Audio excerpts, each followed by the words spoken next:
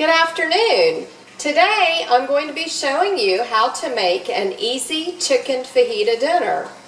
The ingredients that you will need are flour tortillas, and I was lucky enough to find gluten-free tortillas at our local grocery store.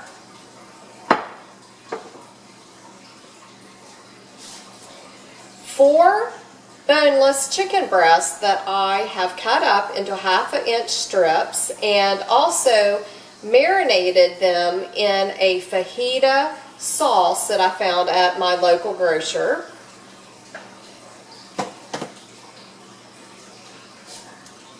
And I have red, yellow, and orange peppers that I have cut up into 1/2 inch strips, and I do have 4 peppers,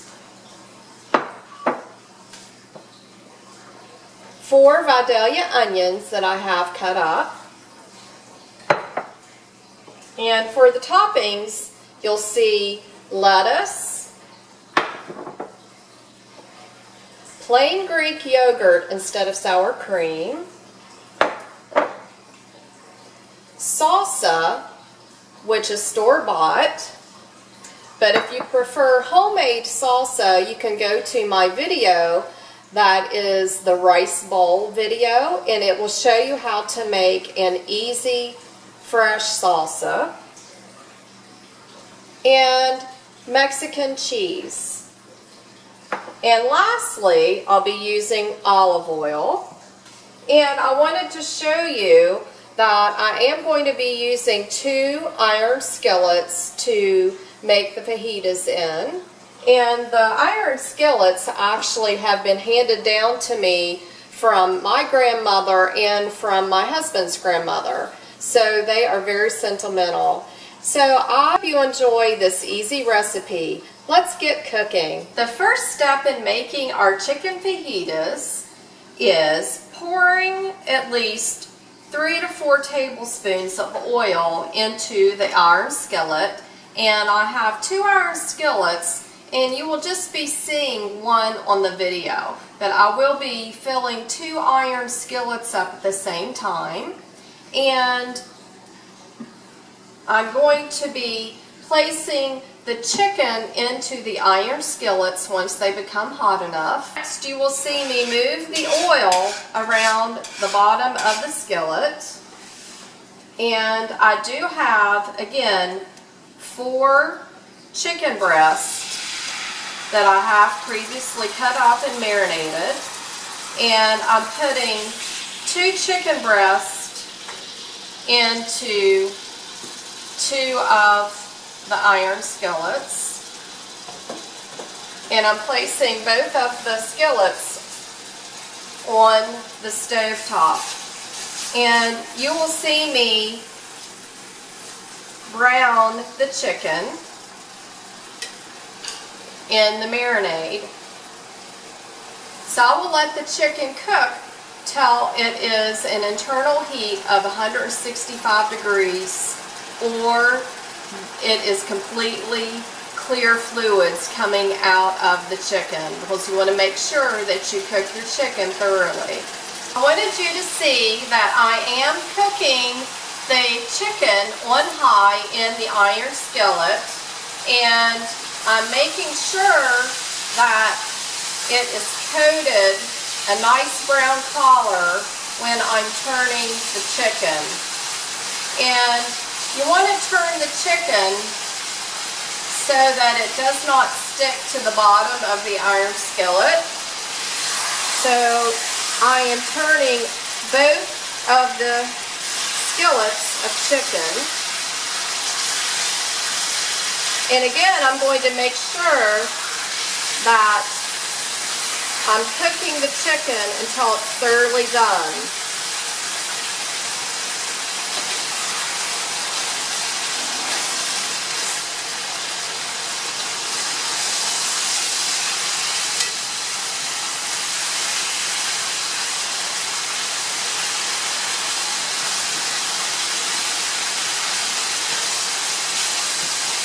So the chicken that you see that I'm working with right now is almost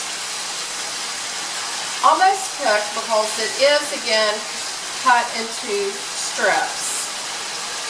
So I'll be checking the other skillet here in just a minute.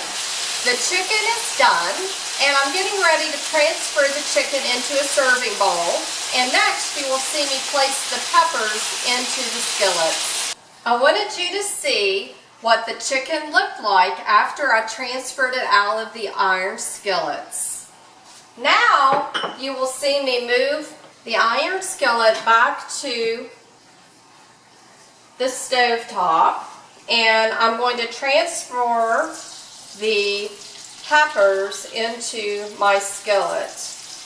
And the second skillet that I have is placed on the stove top, and you will see that I have onions, and I'm transferring onions into the iron skillet also. So I will let you see what the onions look like and the peppers throughout the cooking process.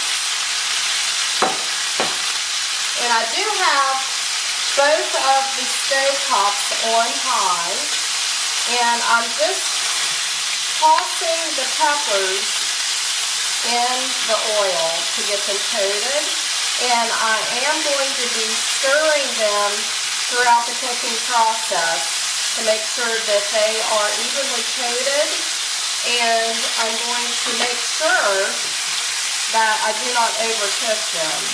And I'm going to be cooking them for probably about 2 to 3 minutes at the most.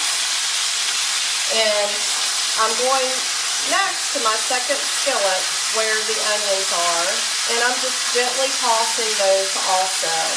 So I want to make sure that they get coated with the oil. And I am using the same oil that I use to cook the chicken fajitas with. So now I'm just tossing the onions, and I'm going to be doing the same thing again with my peppers here in just a minute. Now I'm moving back to the peppers.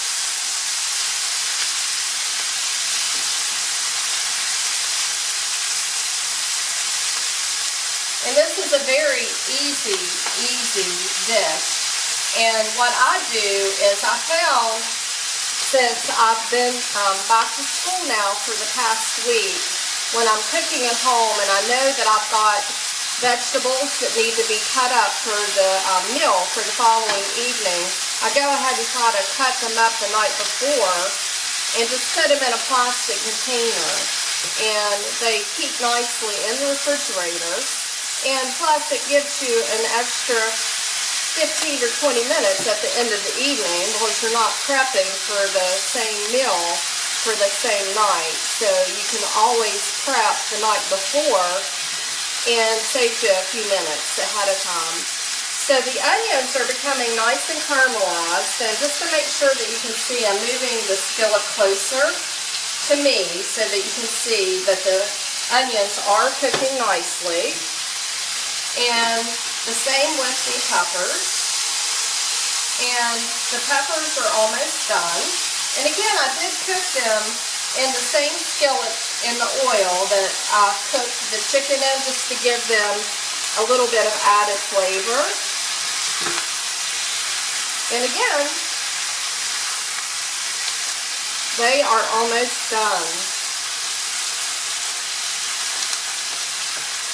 So I'll be back in just a few minutes, and I'll let you see what the onions and the peppers look like in a serving bowl.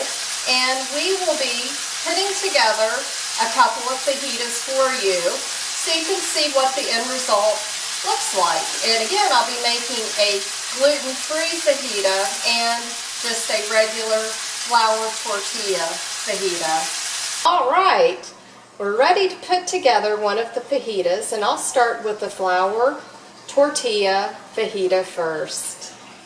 So you will see me take the flour tortilla and place it on my plate. And I'm using the oversized shells today because my husband and my kids like the oversized shells. But if you prefer to get the smaller, normal fajita size shells, you're more than welcome to do that. So you see that I've placed my chicken into the shell. Now I'm placing my peppers, and they're the peppers. Next you'll see that I have got my onions. So I'm placing the onions on next. And also I have my lettuce. And I'm using spring mix lettuce. You could also get shredded lettuce if you prefer, but I would rather use the fresh lettuce because bag lettuce tends to wilt easier. And now I'm placing the Mexican cheese on top, and I have my salsa, and next you will see me place a little bit of the sour cream on top. And my husband likes sriracha sauce, so we will be having sriracha sauce on his. So there we have it, an oversized fajita for my husband, and he will totally enjoy that. Next, I'm going to get another plate out of my cabinet, and I'm going to show you how that the gluten-free tortilla looks, and it will hold up to placing food in it. So we are going to go ahead, and again I'm using a gluten-free tortilla for all of my gluten-free friends out there. So I know I've got a few girls at school that do have a few issues with gluten, and I have a few friends that used to sub also. So here is a gluten-free fajita for you. I'm placing my peppers on, and next I'm putting the onions on. Here we go. And I have my lettuce. Here we are. And next I have my salsa. And again, if you want fresh salsa, go to my rice bowl video and you can actually see me prepare a homemade salsa, which is very easy. And then you saw me place the cheese, and now we have our sour cream, or my Greek yogurt that I'm using today. Okay, so there you have it. We have a nice fajita dinner, and I'm just going to fold it over, and there we have it. We have two nice fajitas for dinner, and you can also cut them in half because again my family prefer the large tortillas over the smaller one. I wanted you to see what the fajitas look like once I have cut them in half, and we are ready to eat. Until next time, enjoy.